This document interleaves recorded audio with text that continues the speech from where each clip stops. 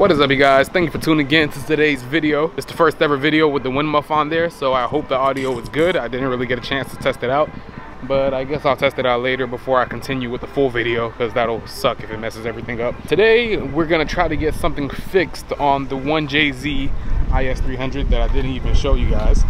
But yeah, here she is. Let me show you guys what's going on. This is what the new setup is looking like right now, right? So like I told you guys, that other intake setup that I had was temporary.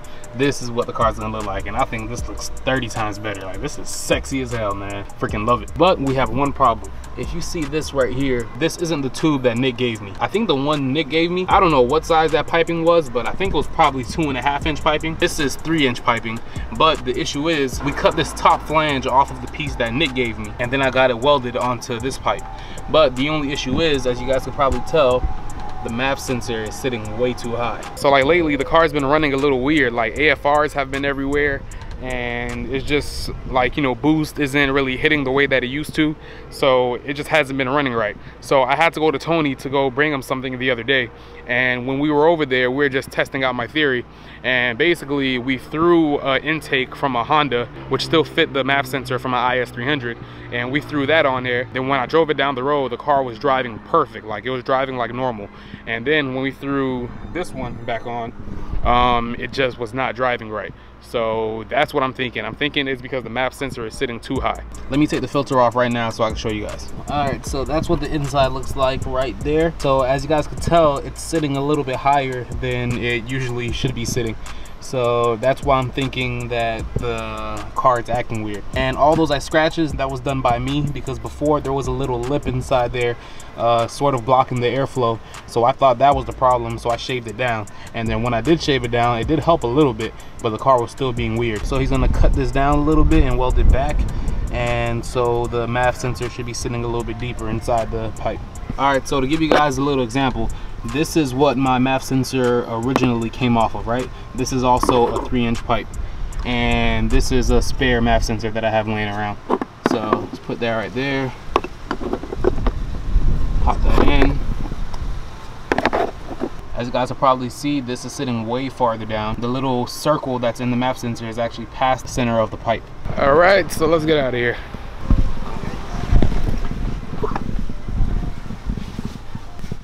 Well, Bobby, you can't go nowhere without the keys. Oh man, I hate it when I do that. Here we go.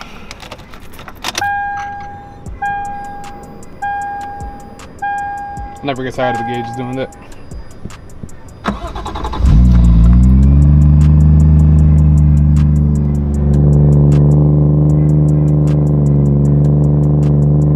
Alright, so I don't have to be at Lee's shop until like, what, 7 o'clock? And right now it's 5:40, so I decided just to stop by my job since it's right down the street, like 15 minutes up the street from where Lee's shop is. And of course there's a train going by right now while I'm talking. Dude that never want to be in my videos no more. And we got Vlad. Bro, what are you doing? You're on my tires, sir. Shut the hell up. Hey bro, I think the people want to see your car. They don't want to see. Well, I'm going over there anyways. All right, you guys, so you guys haven't seen this man's car in a minute. A lot of things have changed. Yo, I think when they last seen your car still had that small lip. Look at this.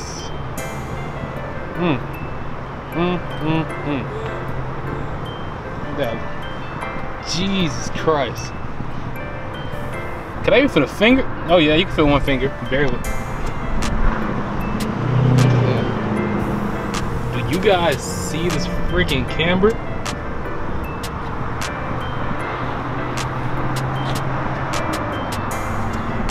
You can see the lip from the inside.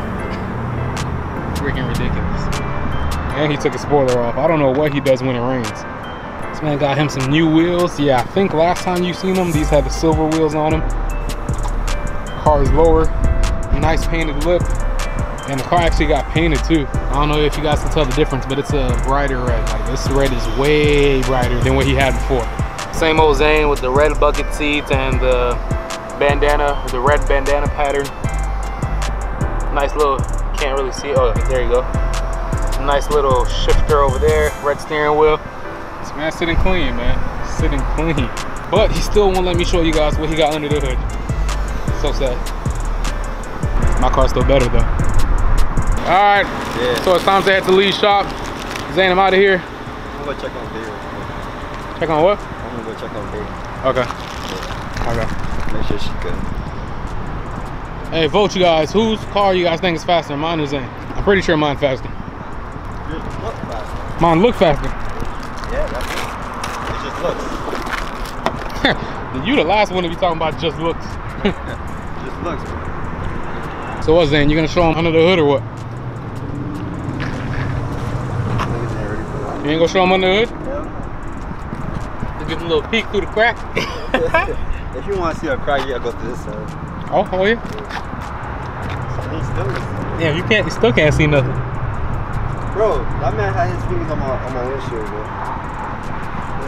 Yeah, you know when you see like a really nice car and then from far you be taking pictures or like doing whatever?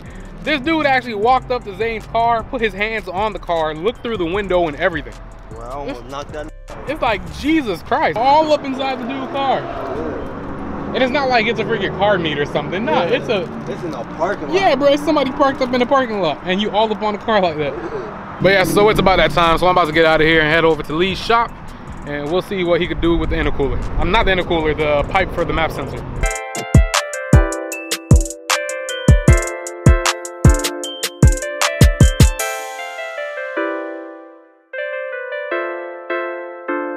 Usually something like this isn't really something that I would film. I'm sort of forcing it. That's because I promised myself that from now on, anytime I have a day off, which is usually like 2 to 3 days, I'm gonna make sure that I definitely pick up the camera because I want to have more content for you guys. Like, I don't want to just be posting one video a week. That's lame. So I'm trying to create more content. So every one of my days off, I'm trying to pick up the camera every single time. Sometimes videos might be 5 or 6 minutes long. Sometimes they could be 16 minutes long. I'm just trying to put out as much content as possible, but I don't want to put out anything trash.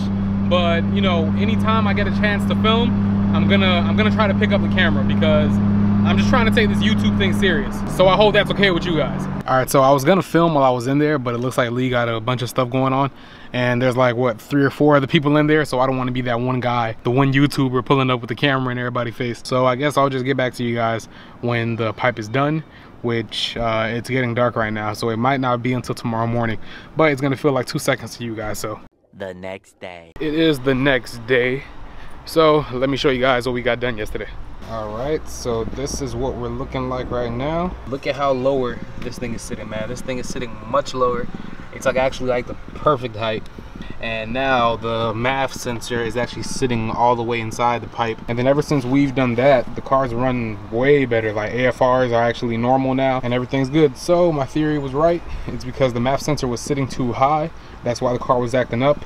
So if you guys are ever doing a swap and you guys get a custom pipe made, make sure the MAF sensor isn't sitting this high off of the pipe. And I'm not blaming anybody, we just didn't know. So now we do.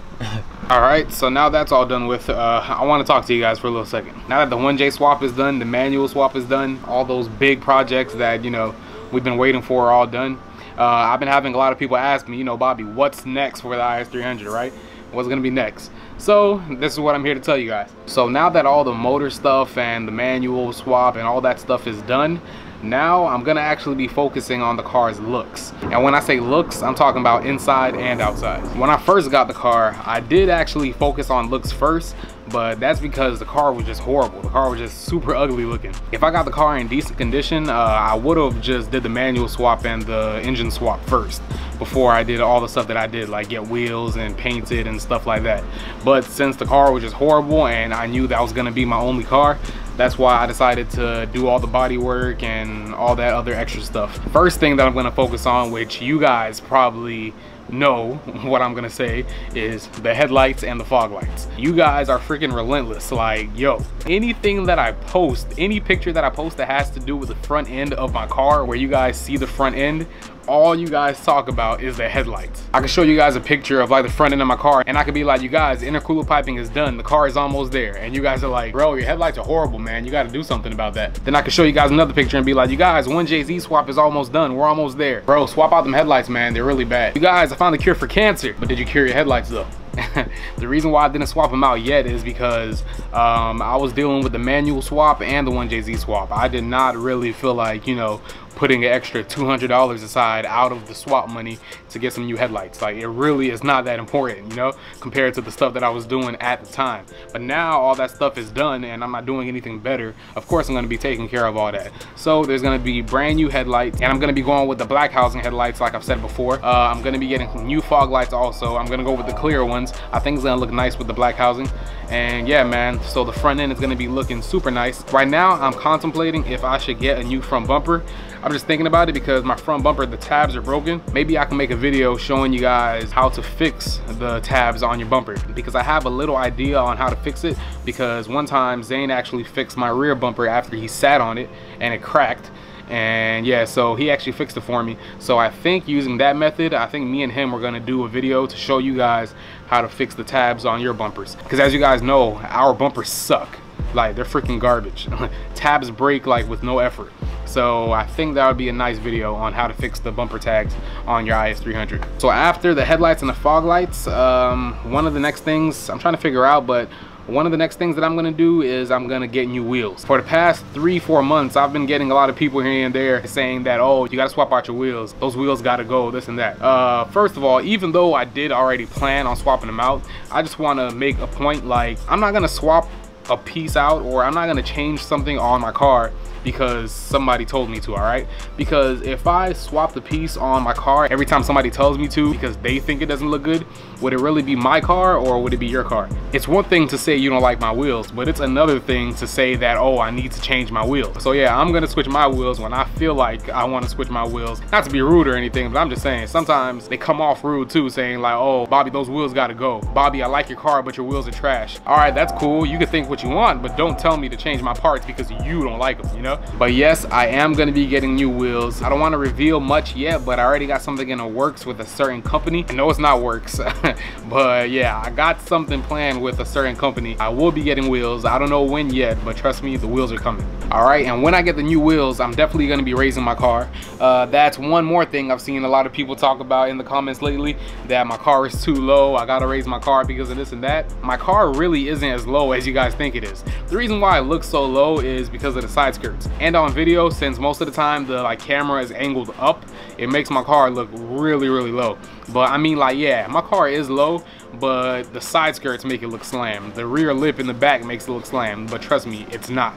After I get the new wheels, I'm definitely gonna be raising the car because I'm gonna be putting wider wheels on there and I'm gonna be using bigger tires. Because the whole plan for this car, really, I know right now it's my daily because, you know, it's my only car, but this car is gonna be a track car, like a dedicated track car. And when I say track, I'm not talking about drifting. I'm talking about like a road course, like the one they got in Orlando. So yeah, I really want to take this car around the track. I think it's gonna be fun, and yeah, man, I just can't wait to get the car where I want it to be at. All right, so after wheels, I'm gonna be getting new side skirts. So those side skirts are out of here, and I don't think they will look good anyways with the car raised. So yeah, and then I'm gonna get a new front lip for the car. I'm gonna be getting a wing also. You guys most likely know which wing, but for the people that don't know, I'm not gonna spoil it. For the inside, I would say the only thing that's gonna change for the inside is that I'm gonna be getting new seats. I'm gonna be getting bucket seats. I'm not getting reclinable seats. They're gonna be straight up bucket seats. And then also, this won't probably be for far in the future. I do plan on getting a cage inside the car also. And then after the looks are done, I think I'm gonna focus on suspension, but that might be like a quick series.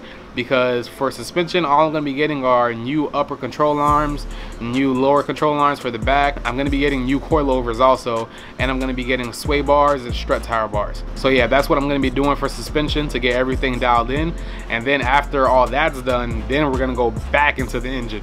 And then when I say back into the engine, I'm talking about like new transmission, bigger single turbo, and yeah, man, you guys know what I'm talking about, man, the works, you know? By the time this car is done, this car is probably not gonna be drivable for the streets. So that's when I'm gonna need a daily. I'm not really looking for a daily now, but I'm looking. You guys know what I mean, like when you're not financially ready for something, but you're still keeping an eye out, you know what I mean? I know exactly what I want, but yeah, I'm definitely keeping my eyes open for a daily. Because this car right here, I would say by next year or by mid next year, this car will not be street drivable. This car would be like a straight up track setup. But yeah, man, I feel like now that the 1J swap is done, I feel like it's the end of an era. I don't know why. Like, I feel like this was such a huge part of the IS300. What's so funny is that, yeah, it was such a huge part of the IS, but I feel like it went faster than everything else.